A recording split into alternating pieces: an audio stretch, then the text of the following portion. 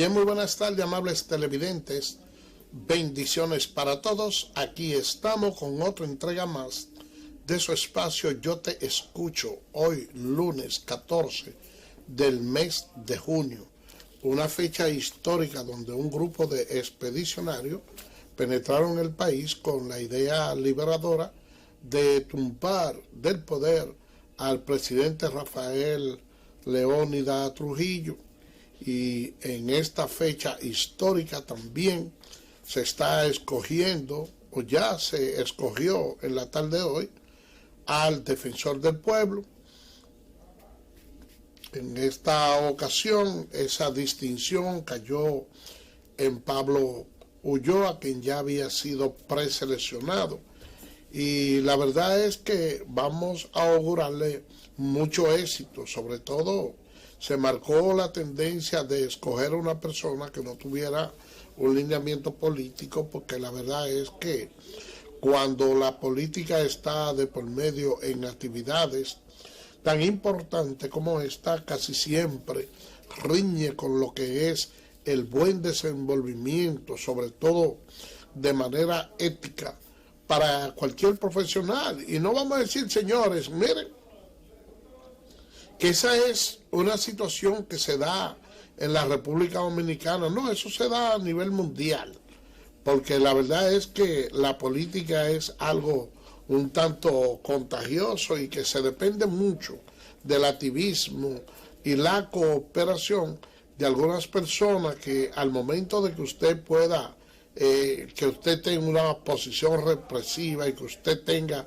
que imponer sanciones, entonces se torna completamente difícil. Por otra parte, señores, un grupo de jóvenes están acudiendo masivamente a tomar la vacuna Pfizer. La verdad que la persona se ha sentido muy confiada y uno ve como muchos menores van acompañados de sus padres a vacunarse. Por otra parte también hay una ola masiva de robo de cuenta de la red de WhatsApp que se ha registrado en el país. Miren, señores, ustedes no se imaginan, y yo pensé que ya iba a formar parte de la historia con estas cárceles modelo, que los presos todavía estén desde las diferentes cárceles operando, haciendo tumbe y cometiendo una serie de delincuencia a través de la vía telefónica, cuando se supone que el Estado tiene todo el control para poder controlar esa parte. Militares se involucran en un envío de 309 kilos en Bélgica. Buenas tardes. Buenas. Bueno, parece que se cayó. Bueno, el Ministerio Público pedirá prisión preventiva para el señor Luis Dicen, es administrador de la Lotería Nacional, que en una operación llamada la Operación 13 fue detenido junto a 9 personas más por el presunto fraude cometido en la Lotería Nacional.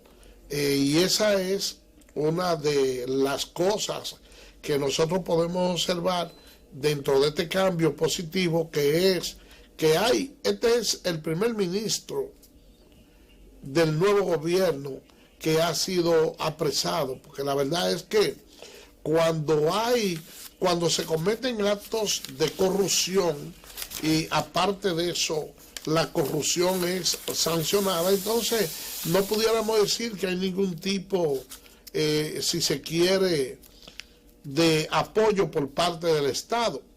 Y eso naturalmente me gustaría ver ya cuando se hagan las evaluaciones sobre la posición que la República Dominicana ha mantenido en materia de corrupción, cómo ha sido catalogada, y vemos a raíz de ahora, pienso que vamos a dar un salto bastante estrepitoso. Buenas tardes.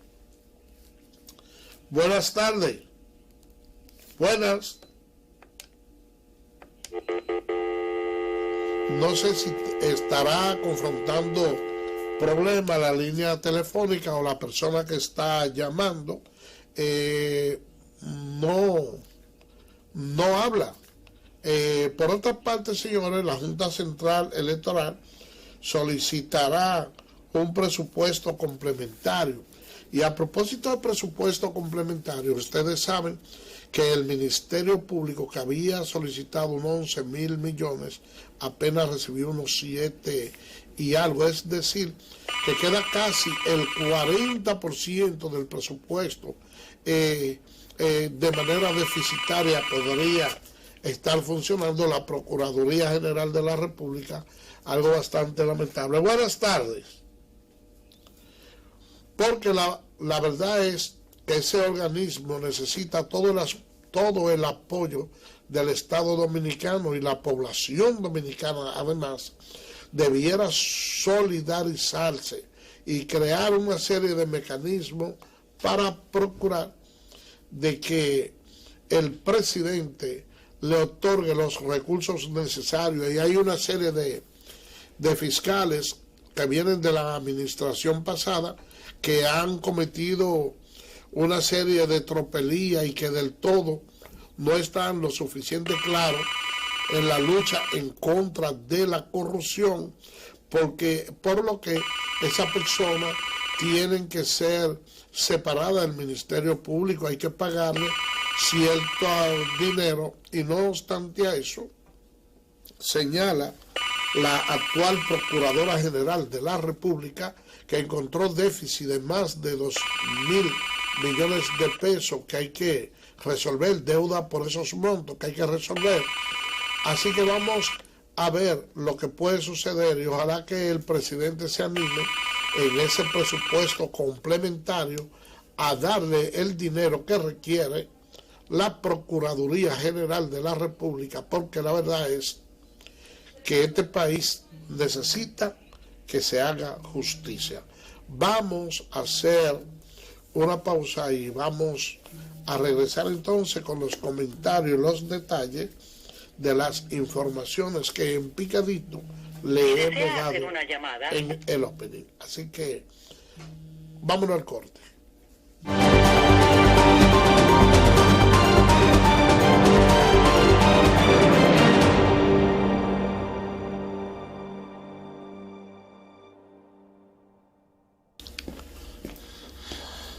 Bien, señores, gracias por permanecer con nosotros. Parece que rápidamente confrontamos un pequeño incidente técnico, por lo que le pedimos excusa a los amigos televidentes. Miren, en el día de hoy es 14 de junio, hace ya unos 62 años, un grupo de expedicionistas que vino procedente de Cuba a luchar en contra del régimen de Rafael Leónidas Trujillo, con la idea de matar a Trujillo y de liberar el país de esa tiranía. Llegó un día como hoy, llegó una parte, y otra parte de ellos llegaría el día 20 de junio, en total unos 198. Esas personas que vinieron con esa idea liberadora, muchos de ellos eran de nacionalidad dominicana, otros eran extranjeros que escuchaban de la forma en que vivían nosotros los dominicanos en esa dictadura. Entonces se animaron a enfrentar a Rafael Leónidas Trujillo, y lógicamente ese intentona fracasó, pero dejó la simiente para que otras personas se pudieran inspirar, y entonces luego se produjera el ajusticiamiento de Rafael Leónidas Trujillo. La verdad es que la historia que ha tenido el país con relación a situaciones como esa ha sido bastante triste. Buenas tardes. Sí, doctor, buenas tardes. Sí. Mire, ¿cuándo usted cree que la justicia independiente va a poner en marcha la operación Tucano? Por favor, contésteme. Bueno, se está trabajando en eso, son expedientes que están en la fiscalía y se ha ido avanzando. Ya uno pudo ver de este mismo gobierno que hubo ya, hay personas detenidas, hay unos 9 con el caso de Nissan, y muchas personas dirían, bueno, pero que ahí está el caso de la lotería, que quedaba y no han hecho nada. Lo que sucede es que se están preparando expedientes que son bastante robustos y debe de servir de acicate para que el gobierno central le pueda dar todos los recursos necesarios a la Procuraduría General de la República para que haga o conforme todo el equipo que necesite, porque si hay algo que necesita este país es que se haga justicia. Y yo estoy casi seguro que en la forma que se está trabajando aquí para combatir la corrupción, todo esos expedientes uno lo va a ver que uno a uno va a existir muchas personas encantadas. Pues sí, señores, yo les decía que Rafael Leónidas Trujillo tenía servicio de inteligencia, no solo a lo interno del país, sino a nivel internacional también. Porque Trujillo era un hombre bien enterado y si alguno de ustedes no sabía, podría, pues miren, pues déjenme decirle que Trujillo en una ocasión se le atribuyó que tenía las intenciones de matar allá en Venezuela a Rómulo Betancourt y que estuvo a punto de hacerlo. Lo mismo también luego hizo una intentona en contra de Fidel Castro. Entonces nosotros salimos de ese régimen de Rafael Leónidas Trujillo, entonces venimos y caemos en las manos del doctor Joaquín Balaguer, que pudiéramos decir que aunque hubo cierto avance porque se hacían la convocatoria para elecciones, pero no menos cierto es que Balaguer casi siempre realizaba unos comicios amañados y salimos de ese tipo de dictadura para tener entonces un gobierno, si se quiere, con una semidictadura, pero ya un poquito más ilustrada, porque el doctor Joaquín Balaguer ha sido uno de los hombres que mayor preparación política ha tenido en la historia del país. En una ocasión, cuando el profesor Juan Bosch se encontraba en el exilio, bueno, pues Balaguer también estuvo exiliado. Y ellos conversaban y le dijo el doctor Joaquín Balaguer al profesor Juan Bosch que había 2 formas de una persona poder disfrutar un mango, a propósito de que estamos en temporada de mango. Él decía que una de las fórmulas era coger piedra y tumbar el mango o sentarse debajo de la mata y esperar que el mango gote maduro y comérselo. Y eso fue justamente lo que hizo el doctor Joaquín Balaguer. Hay que destacar que durante los primeros años de su gobierno mantuvo un gobierno bastante recio y hay una cuestión que pudiera tener, si se quiere, un poquito de lógica. Y es que si usted viene a suceder un gobierno que matan a Trujillo, surge el gobierno del profesor Juan Bosch, entonces lo tumban. Cuando ya usted viene ahí, usted tiene que buscar la manera de mantenerse en el poder. Pero la verdad es que el doctor Joaquín Balaguer lo hizo violando todos los parámetros democrático, donde ser estudiante, ese solo hecho representaba un peligro para cualquier persona joven. Entonces, señores, oigan la situación.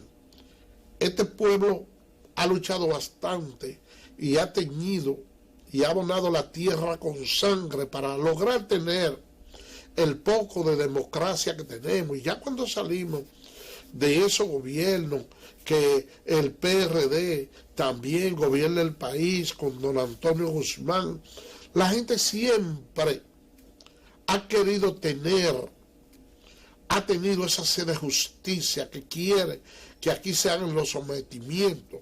Entonces, el doctor Joaquín Balaguer no creó, como en otros países, la Comisión de la Verdad para investigar todos esos ajusticiamientos que se hacían en el gobierno de Trujillo.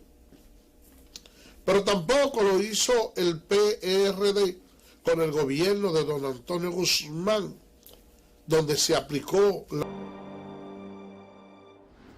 Bien, señores, gracias por permanecer con nosotros y nuevamente les reiteramos las excusas por la pequeña interrupción, por unos fallos técnicos que afortunadamente ya se están resolviendo, y ojalá que, como ya van 2 veces, que esta sea la vencida. Yo le hacía el recuento histórico de lo que ha sido la lucha que ha encabezado nuestro país a lo largo de la historia.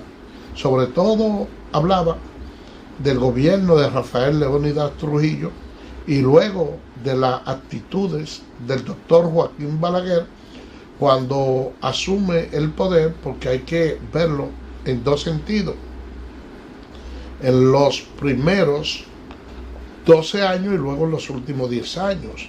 En los primeros 12 años el doctor Joaquín Balaguer tuvo un gobierno con una mano completamente recia, y la verdad es que todos los jóvenes que se definían como personas con ciertos pensamientos liberales eran perseguidos, torturados, matados. Déjenme decir que el simple hecho de que la cédula de una persona dijera que era estudiante, eso representaba un peligro. Había que ponerle que era obrero o cualquier otra cosa, menos estudiante, porque eso era una afrenta. Entonces, el país, cuando logra que el doctor Joaquín Balaguer salga del poder en el año 1978, donde el presidente don Antonio Guzmán Fernández alcanzó la presidencia de la República mediante una alianza de la coalición de varios partidos que se llamó el Acuerdo de Santiago. El país venía reclamando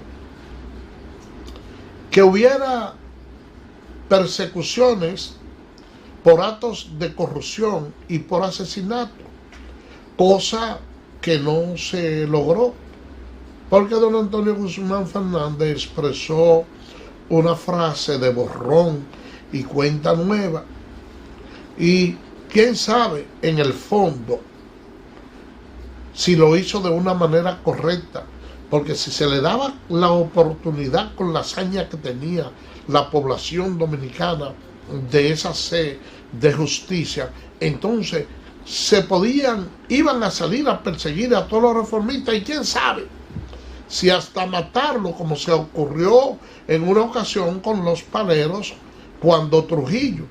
El caso es que, al margen de que uno esté de acuerdo o no, en el caso mío no estoy de acuerdo con que en aquel entonces se hiciera ese borrón y cuenta nueva, pero cuando llega ya el gobierno del PLD con Leonel Fernández, el PLD tuvo la oportunidad también de que se le hiciera justicia a todos esos asesinos que cometieron todo ese tipo de atrocidades, porque la verdad es que mucha gente de manera inconsciente dice en la calle: mire, aquí hace falta un Trujillo, aquí hace falta...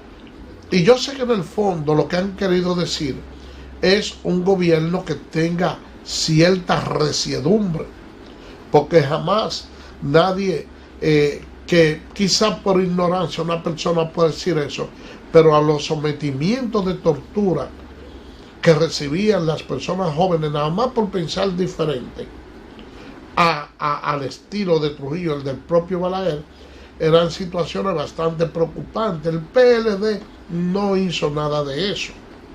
Y era de suponerse porque llega al poder fruto de una alianza con el Partido Reformista. Entonces la verdad es como que no iba a perseguir a esa gente de Balaguer. Ahora llega el PRM y toma el poder y está encauzando la mayoría de los actos de corrupción. Hay muchos ya de esos que están encartados, aunque ustedes vean que el proceso, si se quiere, esté un poquito lento, porque esa es la verdad. Para la cantidad de corrupción que ha habido en este país, son muy pocos los sometimientos que se han hecho, pero hay que entender algo. Miren lo que dice la magistrada Miriam Germán, que apenas está operando como con un 40% del presupuesto que necesita la Procuraduría General de la República para poder realizar los trabajos que está realizando. Hasta cierto punto, sin presupuesto, no se le puede pedir que haya una mayor agilidad en los procesos. Pero la población dominicana debe de darle todo el apoyo a la Procuradora General de la República. Ya estamos viendo con el caso de Vincent, que es el primero de este gobierno, aunque ha habido cierto sometimiento a otras personas por diferentes actos. Ustedes vieron también el caso de Falla. O sea, se habló de unos actos de corrupción en el Ministerio de Salud, pues inmediatamente fue suspendido y separado el ministro de Salud. Entonces, señores, es justo que la población dominicana, porque es muy probable que si usted le pregunta a cualquier joven estudiante por qué en el día de hoy se conmemora el 14 de junio, probablemente no sepa darle ningún tipo de explicación acerca de eso. Pero la verdad es que nosotros no podemos olvidarnos de la historia, por lo que, para no padecer de la misma causa y que sobre todo nuestro pueblo tenga cierto conocimiento de todos los acontecimientos históricos, porque la verdad es que nosotros estamos faltos de eso.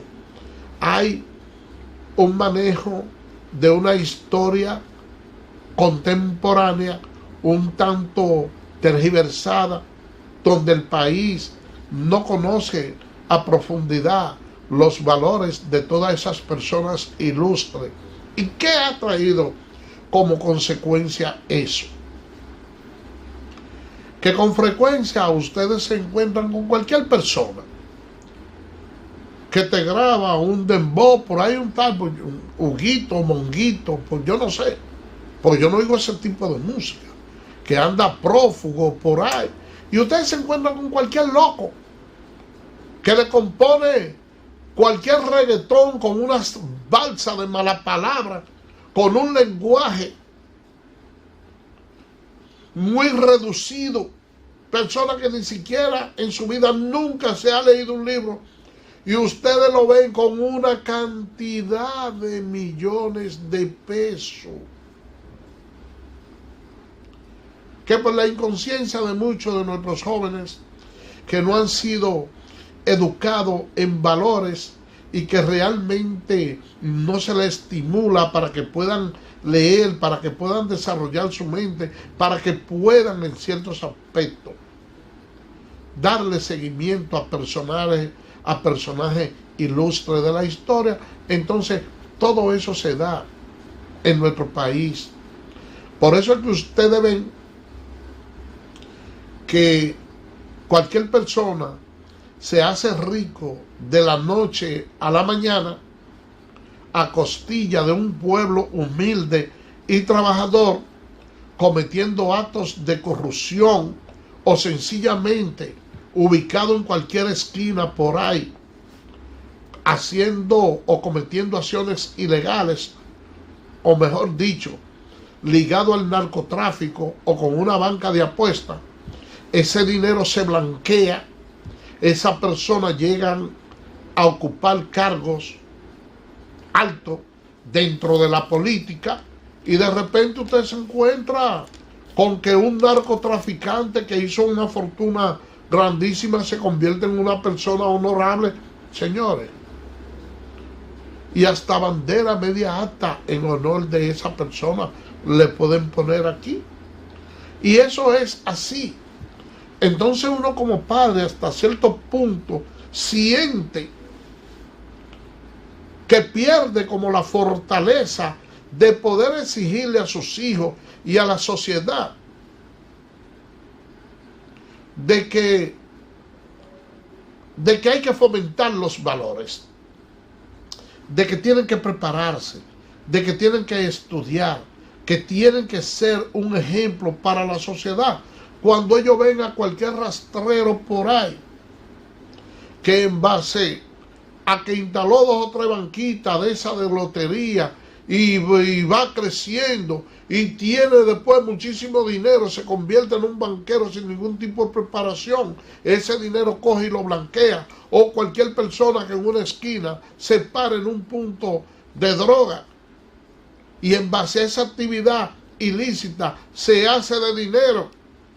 Y como los servicios del Estado son tan precarios y tenemos un país de personas pobres muy deficitario, cuando se muere alguien en el sector, esa persona que está parado ahí en el punto de droga es el que le dice a esos familiares pobres que muchas veces no solo lloran el muerto, sino la impotencia de no tener cómo resolver el problema del entierro. Y se aparece ese narcotraficante con la caja, o una persona con una receta y él se la compra, y van calando ciertos niveles de popularidad, y luego usted lo ve en una boleta y ganan cómodamente. No se ha abocado a hacerlo, pero la verdad es que todas las mediciones decían que si Quirino Ernesto Castillo se lanzaba como senador por allá, por el sur, él ganaba una senaduría sin ningún tipo de problema.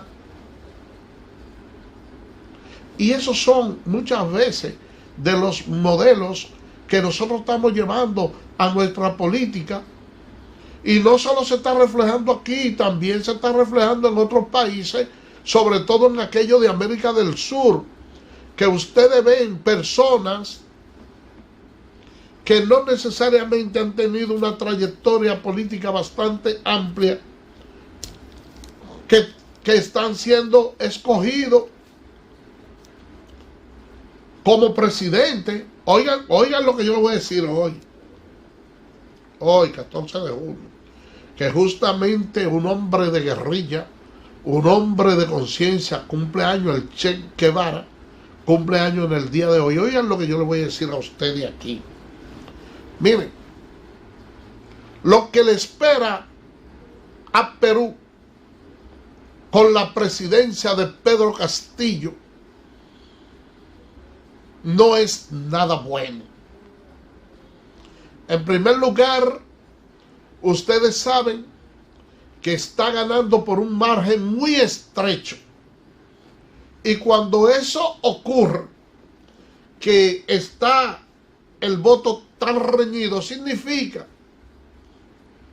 que casi el 50% no está de acuerdo con un candidato que por primera vez está asumiendo la presidencia de la República, que no un candidato que está desgastado. Pero aparte de eso, ese señor que era profesor de una comunidad muy pobre del Perú, empezó a hacer vida gremialista. Luego pide un año sabático para dedicarse a la política y ese señor se convierte en un líder, mire. Pero a él se le ha hecho entrevista y se le han hecho preguntas muy simples y se ha podido notar el poco desenvolvimiento que tiene. Y nosotros a veces nos encontramos, sobre todo con esos países de América del Sur, con personas dedicadas a otro tipo de actividad que no necesariamente la política, que no tienen esa fortaleza, pero en el mundo la gente cada día va creyendo menos en lo político, entonces se abocan a conocer, a votar por personas que realmente no son políticos de carrera, sino por alguien que ellos entienden que puede hacer algo porque ya están cansados de todos estos latrocinios, de todos estos abusos y desmanes que cometen los políticos y se abocan a eso. Y la verdad es que el Perú pudiera en poco tiempo estar teniendo problemas muy serios de manifestaciones, y yo dudo que ese gobierno de Pedro Castillo pueda surtir los efectos esperados. Ojalá que sí, porque ese pueblo peruano ha sido bastante luchador, un pueblo fajador, y cuando uno se pone a ver la otra cara de la moneda, se da cuenta del caso de Keiko Fujimori, que tiene su padre preso y que es una persona que también tiene sometimiento por actos de corrupción, y que, dicho sea de paso, se le conoció una medida de coerción, pero fue dejada en libertad, y dentro de esa libertad que ella tiene fue condicionada porque se le puso una serie de restricciones, sobre todo le digo por el caso de Odebrecht, de que ella no debía de tener ningún tipo de liga con los testigos que de una forma u otra pudieran participar en ese proceso que se le sigue en su contra. Pero ¿qué ha sucedido? Es, como le decía ahorita, que la política envuelve muchas pasiones, y durante la campaña ella ha violado todos esos parámetros, por lo que se le está solicitando que tan pronto termine todo este proceso y ella haga sus reclamaciones, que dice que realmente hubo fraude, reasumir el proceso, pero que como ella violó todas las disposiciones de la medida de coerción, entonces vaya a ser reducida nuevamente a prisión. Ese es el panorama que tiene el Perú en el día de hoy. Vamos a hacer una pausa y regresamos en breve con otros comentarios.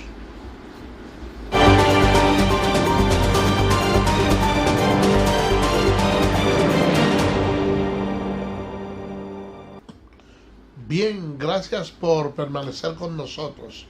Miren, el presidente Luis Abinader encabezó en el día de hoy un acto de un pacto por el agua.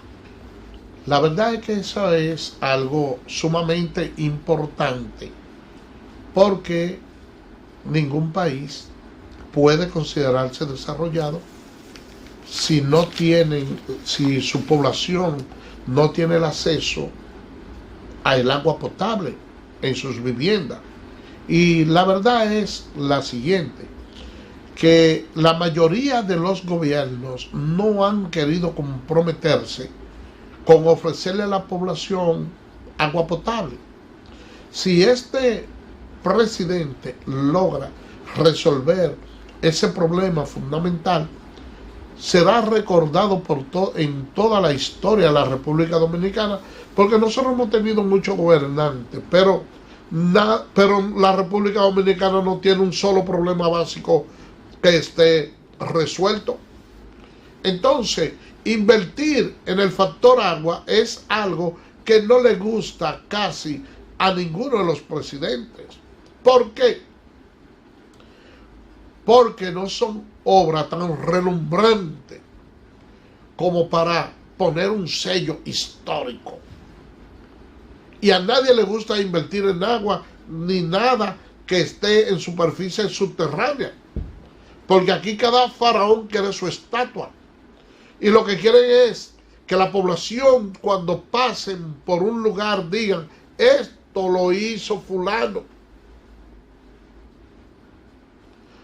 Pero la verdad es que si nosotros logramos ese propósito, estaríamos resolviendo un problema bastante gigante. Y a propósito de eso, hay que tomar en cuenta de que en el lado de nuestro vecino, del lado haitiano, todavía se ha estado tratando de represar el río Masacre.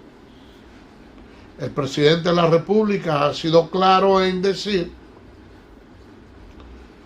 que esos trabajos deben permanecer paralizados, que el pueblo haitiano incluso necesitaría un dique para poder represar esa agua, que todavía no se ha hecho y se está apostando a que de ello intentar hacerlo, entonces el gobierno dominicano tomaría medidas.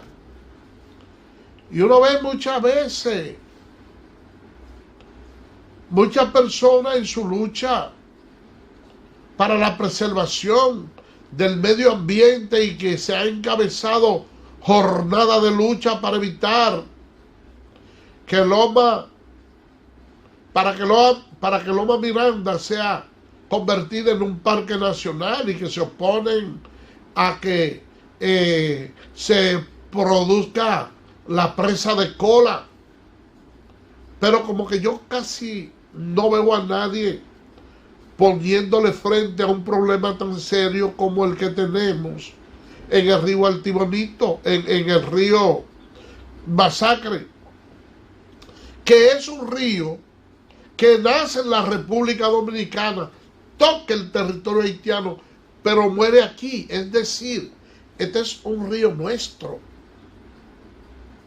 aunque toque parte del litoral haitiano. Y hay otros en otros países que son limítrofes, que forman parte de la línea fronteriza, que pertenecen a otros estados, pero este es un río que es nuestro, aunque toque una parte del sector haitiano. Entonces, nosotros tenemos muchas formas de cómo convivir con nuestros hermanos haitianos. Yo soy de lo que estoy de acuerdo con que se le busque una salida salomónica donde ellos puedan beneficiarse en parte de ese río, pero nosotros también. Pero no es que lo vayan a represar de manera tal que el río, al llegar a su destino final, entonces ya esté seco, porque así no, así no.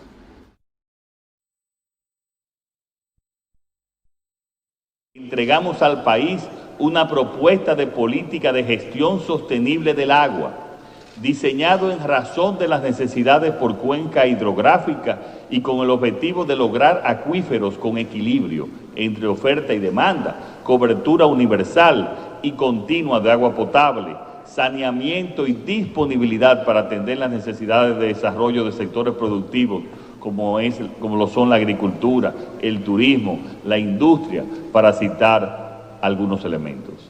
Al evaluar los indicadores a la calle, disluir ese tipo de discusión, afianzándose en un problema tan importante, en un problema tan sentido como el agua y el río, eso pudiera ser que muchas de las personas que tienen diferencia con el presidente, entonces se unifiquen alrededor de él y que él pueda permanecer en el poder. Eso puede ser una estrategia política bien utilizada, Entonces nosotros, que en esta parte podemos decir que vivimos en paz, no debemos hacerle el juego del todo al presidente haitiano, pero sí defender con gallardía nuestro patrimonio, que es el río Masacre. Señores, por el día de hoy hemos llegado al final. Será mañana, Dios mediante, cuando estaremos con otra entrega más de tu espacio Yo Te Escucho. Así que, bye bye.